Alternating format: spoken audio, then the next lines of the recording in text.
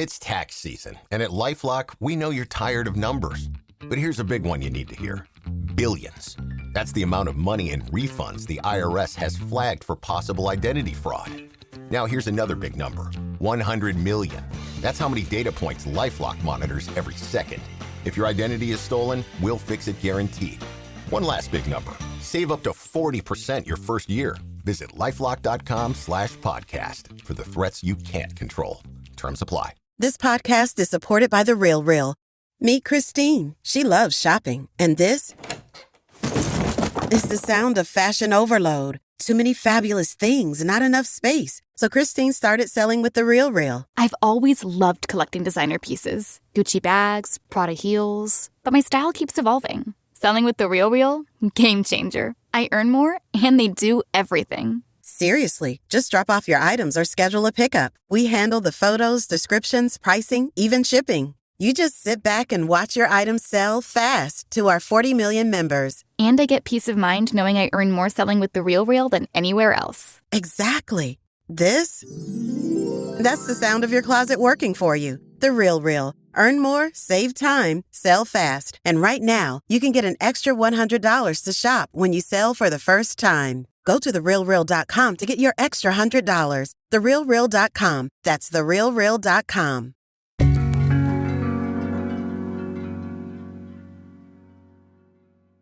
A few months ago, I was on the phone with my newly divorced sister, Brette, and she told me that her social life in Palm Springs had become hanging out with all couples. And she loved it. She's still relatively new to Palm Springs after many years of living in New York. She hoped that when she moved to this new town, she could find one building where a bunch of cool people lived so she could have instant friends. Kind of like the show Friends, actually. She'd tell me, Meredith, I just want adult college. But the reality was, there was no magic building full of instant best friends. No Melrose Place. At least not for her. But what she did find were magic couples. She'd find one couple and then another. Sometimes those couples would introduce her to other couples. She realized that as her world grew in this brand new place, her best nights out or in were with two married people, with herself serving as platonic third. Brette realized she was starting to become the happiest third wheel ever. Brette had never been a person who had an aversion to hanging out with couples before this. In fact, when she was in a couple, she often hung out with a lot of couples on her own. But of course, that's a different mindset. Because she was married for a long time, Brette actually didn't have much experience hanging out as a single person with couples before. As a divorced person, third wheeling didn't scare her, but she had no idea it would be so awesome. And I was like, dude, you're learning the lesson that I have known for decades, which is that being the third wheel as a single person always gets a bad rap. But actually, it can be the best, depending on the couples and you. It seemed worthy to explore this concept, how third wheels can be the best wheels to be, and how to get the experience right. This episode is dedicated to odd numbers, the unattached, and to the welcoming couples who truly believe the more the merrier. From the Boston Globe, this is Love Letters. I'm Meredith Goldstein.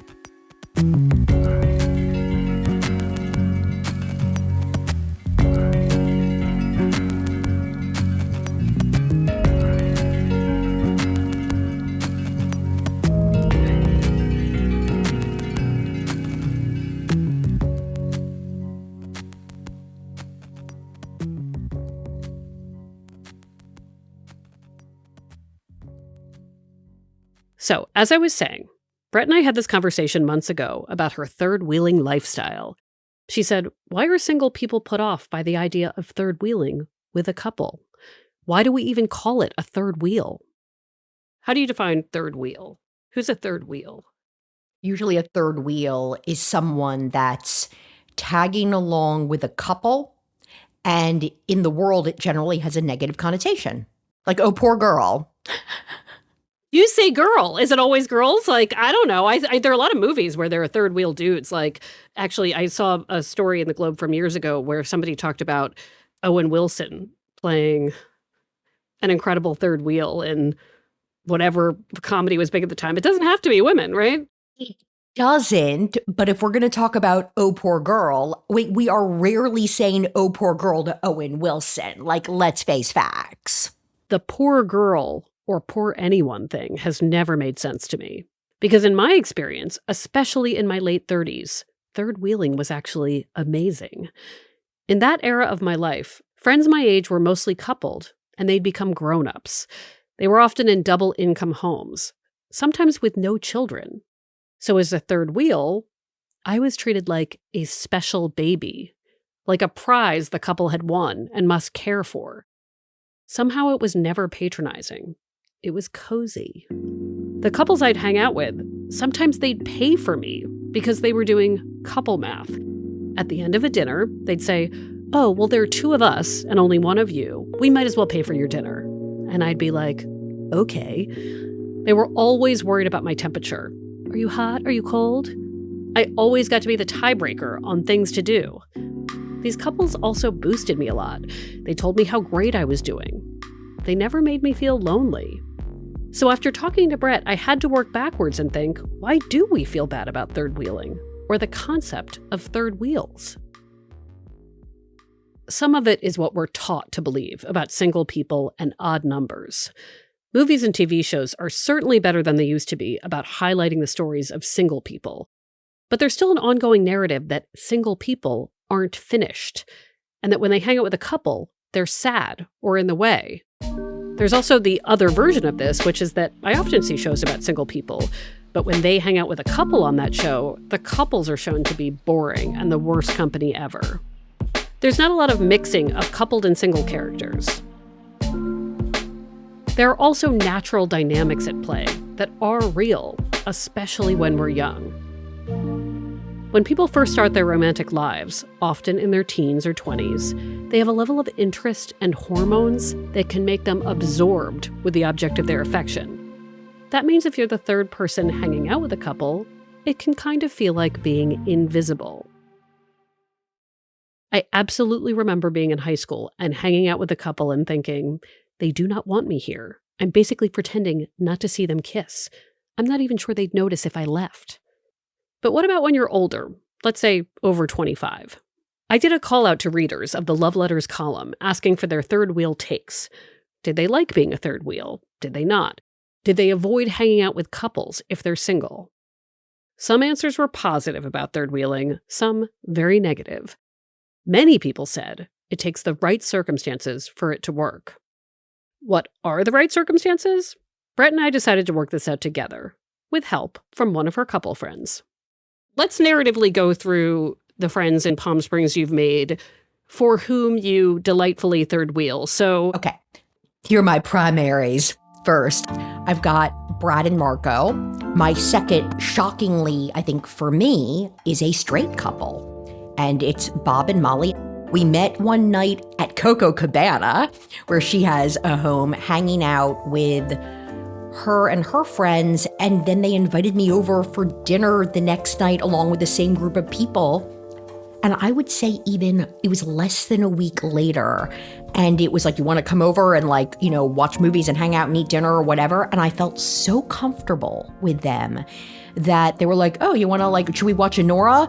Okay, cool. And I fell asleep sitting up on the couch. And I think I even spent the night that night, not in a sexual way. I was just kind of okay. Jason and Franklin, my neighbors, Glenn and Gregory, I met obviously because they're downstairs. Oh, I would say now even Stephen and Byron. These are two writer friends of mine, and it started with a friendship with Byron, and that has grown past that, and yeah, I feel very comfortable hanging out with them, and I feel comfortable with everybody.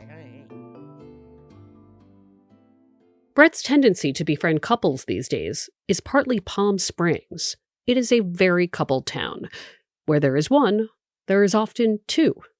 One of the biggest success stories for Brette has been the first couple she mentioned, Brad and Marco. Brad and Marco met years ago on Grindr. They fell in love, they began traveling together, realizing how much they love to see the world. They have some shared friends.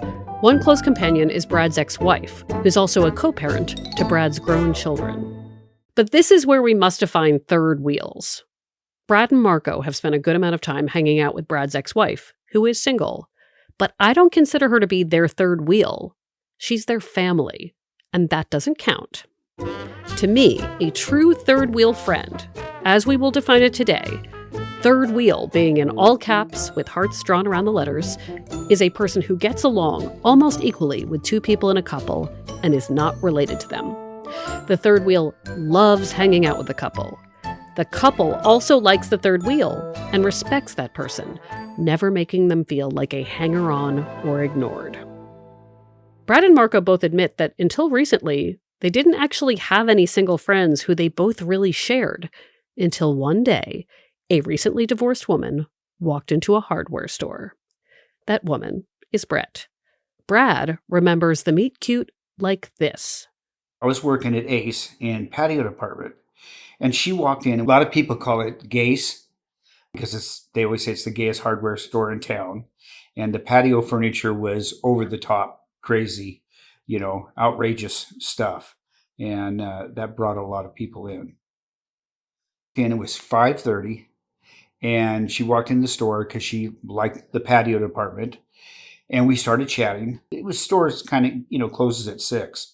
So we start chatting and we just clicked. I don't know what it was. And we were laughing and having a good time. And 20 minutes into it, I said, "You got to meet my partner. You two will hit it off like two peas in a pod." And so we ended up exchanging numbers. But we talked until the store actually was closed. People were waiting on us to quit our conversation. And so we exchanged numbers and then eventually went out to dinner.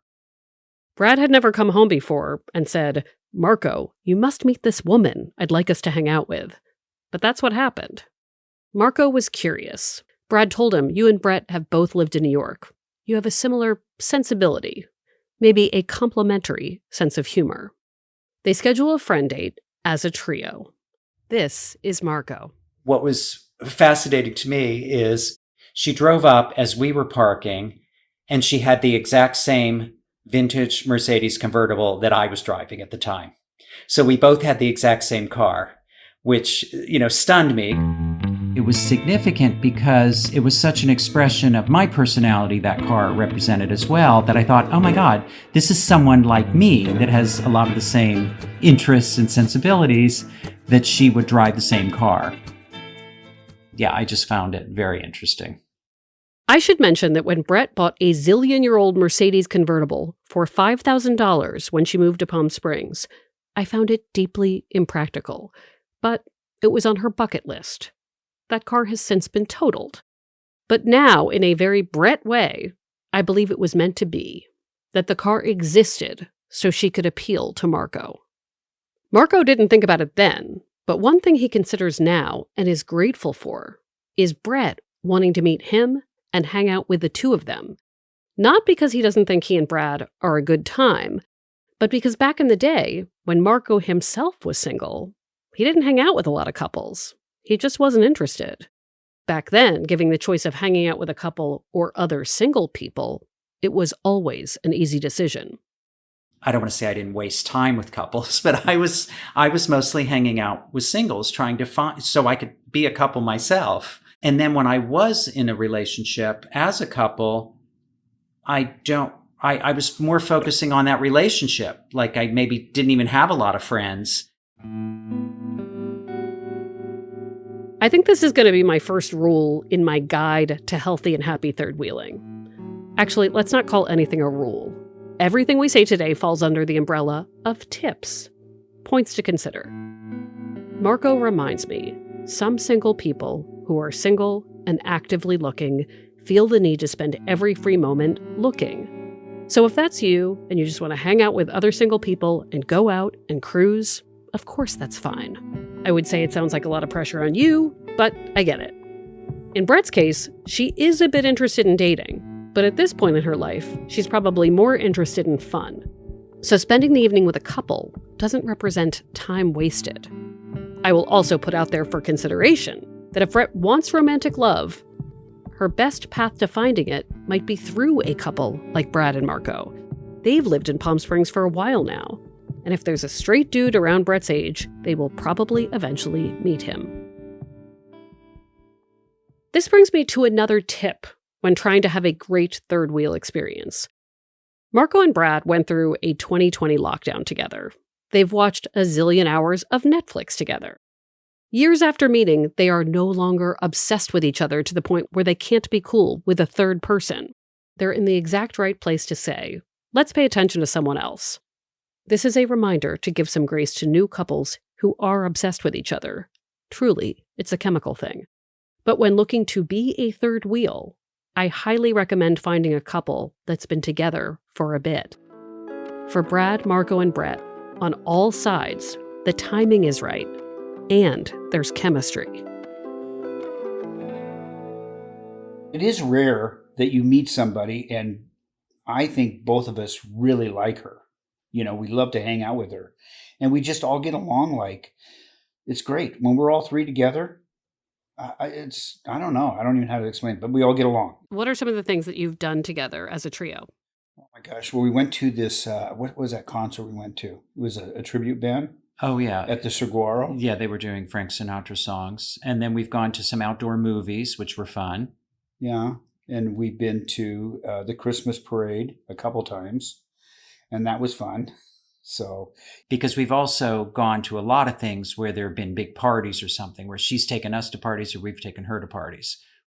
Especially when I was younger, and especially I will say this for single straight women, and maybe more than just that, hanging out with a couple can feel bad because it shows you that you don't have what you want, or you can feel like your company is not valued.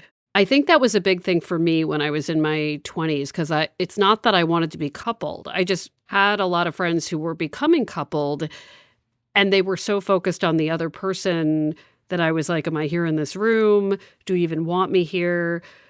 But I also think that was my baggage. Like, I was like, oh, well, now that they've found this person, or now that they're into each other, I am just an accessory. For those who might feel that way, is Brette an accessory? I don't think she's an accessory. I just think she is an amazing friend of ours. And I think, like I told Brette, I described it with my kids. I said, somebody asked me which one of my boys I love more or like more. And I said, I love them equally, but differently. And I told that to Brette. With two friends like us, you can love us equally, but differently. You know, Marco has different interests than I do. And she seems to relate with both of us in two different ways. I like it a lot. I think there are some friends of Brad's that maybe I don't care for as much as he does. And likewise. But with Brette, I think it is different because we both feel like she's a close friend to each of us. One thing that might have helped with this chemistry is that Brette met Brad and Marco when they were already coupled. I have to wonder if she had been friends with one of them for years and the other had come into the picture, would it be the same?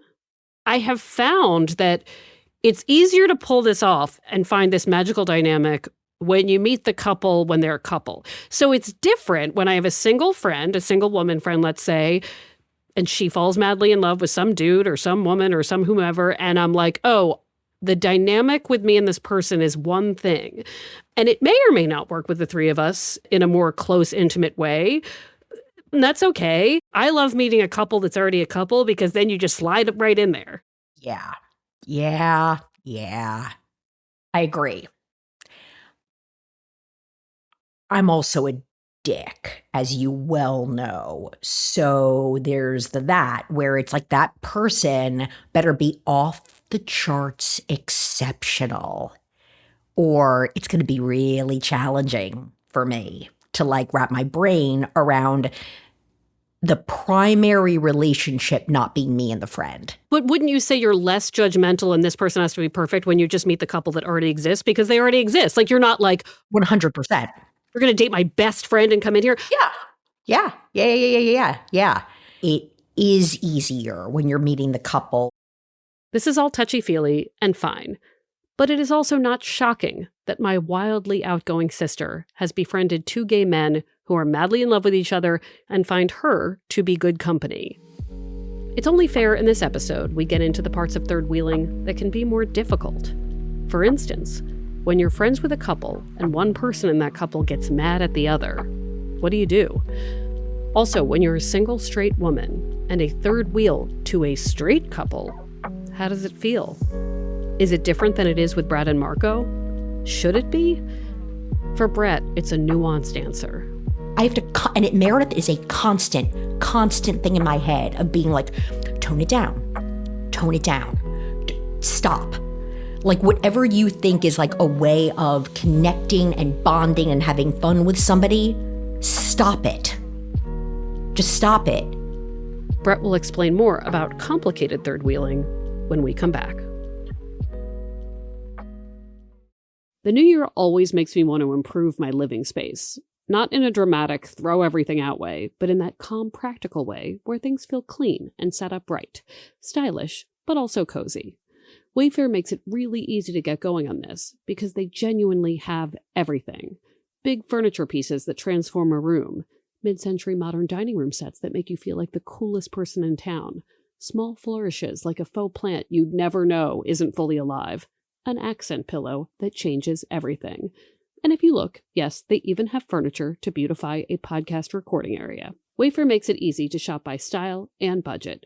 You can be intentional without getting overwhelmed, and somehow still find things you didn't even know you needed. Get organized, refreshed, and back on track this new year for way less. Head to wayfair.com right now to shop all things home. That's WAYFAIR.com. Wayfair. Every style, every home. February is supposed to be about love and friendship. Celebrating your best relationships can mean flowers or fancy dinner plans, but I just want pajamas and really nice bedding. Which is why I'm here to tell you that Love Letters is brought to you by Cozy Earth, which has pajamas and bedding. A gift for the ages, the Cozy Earth Bamboo Pajama Set. It's soft, lightweight, and cozy. They also have what is literally called a classic cuddle blanket. It's plush, comforting, and it's for cuddling with others, a pet, or yourself. Solo cuddling is very important.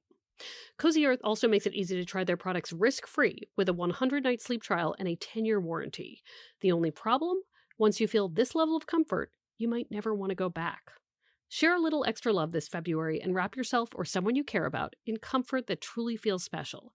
Head to CozyEarth.com and use my code LOVELETTERS for up to 20% off. And if you get a post-purchase survey, be sure to mention you heard about Cozy Earth right here.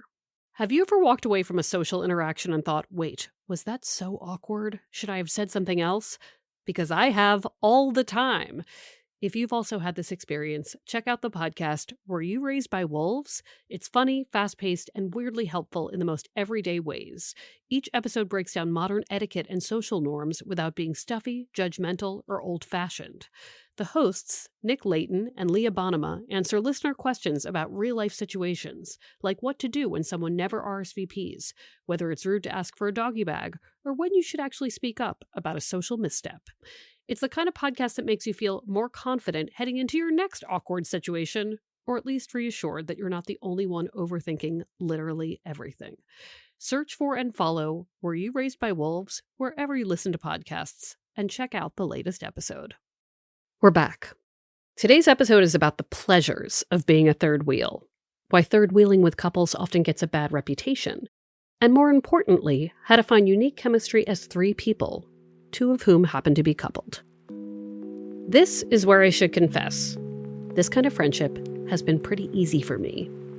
Yes, there were many moments in my 20s specifically where being around couples made me feel scared that I'd be left on some single-person island where no one understood me.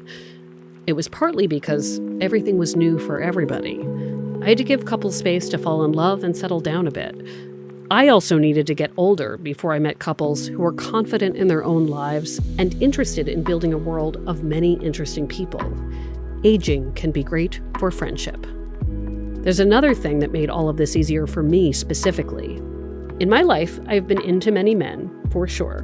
But there are also a zillion men that I adore just as a friend. I don't really get confused about what category people fall into. I've never felt like my platonic guy friends secretly wanted to sleep with me because they don't. I also noticed that women in the lives of those men don't seem suspicious of me. If anything, they might be jealous of the quality time their partner has with me while they're doing things like watching kids, but they seem to know that I'm not out to be with their husbands, and vice versa. I swear, this is not moral superiority that I am doing right now. I just never assume sex is going to happen in most situations. So naturally, things just don't get weird. My sister, on the other hand, when she's in social situations, she's often assessing a room for vibes. Brette radiates sexual energy a lot. At a party, she's always going to be thinking about who's hot in the room. For a long time, she felt really free to share this. And this gets into a really nuanced conversation about how we think about our own bodies. Brette used to weigh a lot more, whether it was the right thing to think or not. When she did weigh more, she felt like she wasn't a threat. She admits that when she was bigger, she felt comfortable flirting with someone's husband and being like, "Oh my God, you're so hot," because she was thinking, this person isn't going to like me anyway. It's not actually threatening anybody. To her, this was all fun and playful, and it wasn't actually anything that was going to happen, so it kind of didn't matter. But she's lost a lot of weight, especially since moving to Palm Springs. And now, her interactions feel different. And I think that now, when I'm hanging out with a straight couple, I'm far more conscious of leaning in more to the friendship with the woman. I am self-aware about the energy especially because I do have like all of this sexual energy. You know, like I get treated differently by doctors. I get treated differently by so many people. So it's like, be cool about how body positive society is. Like, say those things, but also like, I know the difference. And with that difference comes a respect and a boundary that she says probably should have been there all along. With her straight married friends, for whom she third wheels, she sees them both as platonic companions. She realizes she doesn't want to treat straight men like she might treat Brad and Marco and say, "Oh my God, you look so hot right now." It just doesn't feel the same. And it's not about, I want to sleep with you. There's none of that going on there. It's just like how I connect with everybody. But like that goes over way better even with like any woman, no matter what her sexuality is. I have to be aware. And then I think back at the way I used to be. I know that the majority of the world sees me differently, and therefore I have to adjust my behavior. Do I like it? I do not like it. I don't like it. I miss being able to just be gross all the time and think that, like, have the big ego to think that I'm hilarious while I'm doing it. Everyone takes themselves so goddamn seriously. But I also know now it's like, this is respect. Shit. Another thing, however she perceived herself, up until recently, Brette herself was also married. With straight people, she's also now thinking, wait, suddenly I'm legitimately single. It's not like my husband's just in the next room or at home. She walks in unattached and available. When she was married, it was a lot easier to say to some woman's husband, "You look adorable," because she was wearing a wedding ring. Okay, so, but this speaks to a difference between the two of us, which we've long talked about, which is in that way that you're saying, oh, even if I didn't want to have sex with these people, when you were younger, you were programmed to walk into a room and think, what could be possible? Who might assess whom in what way? Like, I have never understood the question of, well, would it be weird to third wheel with a straight couple and be with them all the time? Because I'm like, why? I am probably like inherently really good at being a third wheel for straight couples because I'm not fucking thinking about it. And the vibes you're getting from me are deeply not sexual. What's the opposite of sexy vibes? I'm getting like, I'm the opposite of that. Sibling vibes. Sibling vibes. Yes. Friend vibes. I'm having gastrointestinal problems vibe and I want to tell you about it. Before we get into more gastrointestinal talk, all of this is to say, Brette admits that as a more frequent third wheeler, she tries to be very thoughtful when she's with her straight friends. She also knows that she can think a friend's husband as cute without it having to mean anything. This was always the case and is the case for humans in general. Sometimes friends find each other attractive, but don't act on it because of friendship. The boundaries are everything. The other thing Brette has to think about, something I've had to think about as someone who has third wheeled with so many, is fights, conflicts, being a tiebreaker when it's uncomfortable. Sometimes couples fight, sometimes they break up. More likely they fight, more likely they're secretly pissed at each other. And if you are truly a third wheel who connects to both of them, do you run the risk of being in the middle of a conflict you do not want to be in the middle of? How do you handle it if one person is like, actually, this other person is pissing me off? Like, where are the lines there? With Brad and Marco, I'll talk about them as an example. If Brad and Marco have a problem, I don't think either one of them goes to other people. I mean, unless it's a therapist or something like that. I don't think that they're going to other people in their lives and venting or processing. I actually think that for Brad, I am that person.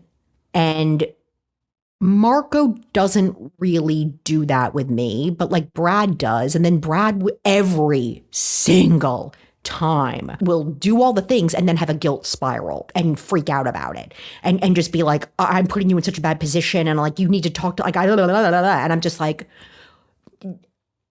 what, do you think I walk around the planet thinking that Marco is perfect in every way? It is totally fine. It is totally safe for you to say all these things and then I can do this dance. Like, this is fine. Part of Brette's comfort with this is that she's had a lot of her own relationship experience. She's very empathetic about couples having weirdness and it not having to mean they're a bad couple. This is one way third wheels can be a gift to couples who want support. If a friend loves you and a partner pretty equally, they can hear your problems without jumping to your defense for no good reason. They can want the best for you as a couple, maybe sometimes to a fault. But they're not like other friends, the people who care about just you the most, who might say, he sucks, go be single, without truly rooting for your happiness and history as a duo. I think as a third wheel, it is in your best interest for these couples to figure it out and stay together. So one of these people can go to a friend who knew them before they got together with this person, and they might be very unforgiving and uncharitable to the partner. Whereas because you have met them in their happy state now, going to you says, I want someone who gets why I love this person. So like, you pick different audiences when you complain about somebody, and they could go to the person who's like, I don't even know that guy, fuck that guy. But they're going to you, and you spend time with both of them. So that's a choice too. Like, I think as a third wheel person, like, you know, some of the people I third wheel for in my life, I know when they're coming to me, what they're really coming to me for is, you love us. Remind me why you love us. Brette actually thinks of one couple in her life where anytime they fight, she's like, wait, no, I love you. Please be okay. To couples, Brette and I both say, know that your diehard third wheels are probably going to err on the side of positivity. I will say that like what you just said really, really resonated. Because, Meredith, the truth is, when there are issues, bottom line, and I've just really recently made this discovery, is I want them to stay together. It is like subconscious, where I will reframe things in a way that are super in favor of like them as a unit, or seeing what works in the relationship, or seeing what works in like the person that done you wrong in this particular set of circumstances. And yes, it is because I love being a part of that universe so much. It's a lot of dynamics to think about for couples and for all of the wheels. I wanted to do this episode about third wheeling to celebrate how wonderful it can be to be a non-sexual third with a couple. I happen to think it's an underrated experience. But please know, this episode is not meant to tell anyone that you have to try this and like it, or that if you're single and don't have a couple to hang out with, you're missing out on yet another thing. That is not my goal here. This episode is meant to say that sometimes I feel like we can make assumptions about what an experience will be like and feel like, and what community is good for us. We rule out people for no good reason. We neglect to invite people for no good reason. And by the way, that was a common complaint I received in emails when I asked for third wheel experiences. Many single people said, I'd be fine as a fifth member of a group on vacation. I would love to be the third wheel at a dinner out, but the couples, they don't invite me. couples, please consider that. The truth is, there were absolutely moments in my life when hanging out with couples made me feel less lonely about being single than hanging out with single people. And sometimes it was exactly the opposite. But the more I was open to being friends with all people and didn't rule out their company based on relationship status, the more I found happiness. We're all just looking for connection. It can come in all forms. One thing that tickled me a few months ago was that Brette called and said she was having her first colonoscopy as a single person out in Palm Springs. Brette and I have to get a lot of colonoscopies because both of our parents had some form of colon cancer. Brette had only ever been taken to a colonoscopy by romantic partners or by me. Meanwhile, I've only ever been taken by friends and my cousins. I was like, Brette, it's fine, as long as you're taken by someone you trust. In case you don't know, colonoscopies involve being put in twilight sleep. So you need a ride home, and sometimes you might be a little farty and weird. So it's nice to be chauffeured with a loved one when you're done. It's an intimate experience. Brette called Brad and asked him to take her to her appointment. And of course he said yes. When Marco found out about it, he felt left out. He says to Brad, "Can I go too?" I typically don't do mornings, but when Brette made sure that Brad had your phone number and was taking some precautions because, it was, a minor, procedure, but still, I thought, this is a bigger deal. This is a big enough deal that I want to be there for her. I also suffer from FOMO, fear of missing out, that I didn't want to miss anything, although a colonoscopy is not high on my priority list. But I went for the experience. I got up. I mean, she was surprised that I was there. She was also surprised that I was dressed so sharply, but sports jacket. Well, yeah. I mean, if you're going to wake up and you're half asleep and, your hair's standing straight up, good clothes make a difference. So, it worked for me. And I actually had a good time, probably a better time than she did, but yeah, I'm glad I went. It was very sweet because, our mom died of colon cancer and our dad had colon cancer. So colonoscopies are always quite a bit fraught. So the fact that someone could take her and then you both come and it's like a night out was really special to her, I know. I'm glad because and I was kind of thrilled that Marco wanted to go too. He got up and raring to go. Yeah. Now, as Brette and Brad and Marco grow as friends, Brad and Marco have to wonder, what will happen if there's a fourth wheel?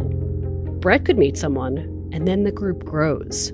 Maybe that person feels left out because everyone's so used to 3. When you think about Brette eventually coupling, and I think about this with friends where there's these feelings of, oh, I hope this is somebody who can add to the group as opposed to change the dynamic. What do the two of you hope for selfishly when you think about Brette meeting someone? Well, I hope that we get along. And, sometimes I think about her meeting somebody. It's like, I better check this guy out first, But I want her to be happy, number one. And I just hope that we can all get along and still hang out and still have the same dynamics. Brette's, she's a straight shooter. And I just don't foresee any different relationship, even if she was coupled. I'm looking forward to, yes, another person that will be interesting and fun and add to it. And more importantly, I'm looking for someone that will make her happy. Love Letters is a production of the Boston Globe. This episode was produced by Jasmine Aguilera. Story edit by Veronica Chow. Sound design by Jasmine Aguilera. Special thanks to Linda Henry and Brian McGrory. Remember, Love Letters is also an advice column. Send any questions about dating, divorce, marriage, singlehood, whatever, to loveletters@boston.com. When you send a question, you help people who are wondering the same thing. And if you like the show, please leave us a review. As I'm getting older, I'm seeing a lot of people riding on the bike trails here with e-trikes. And I'm thinking, a third wheel actually adds stability and balance. And so, it comes off almost like a negative term, a third wheel, but in reality, a third wheel can add balance and safety. I'm Meredith Goldstein. Thanks for listening.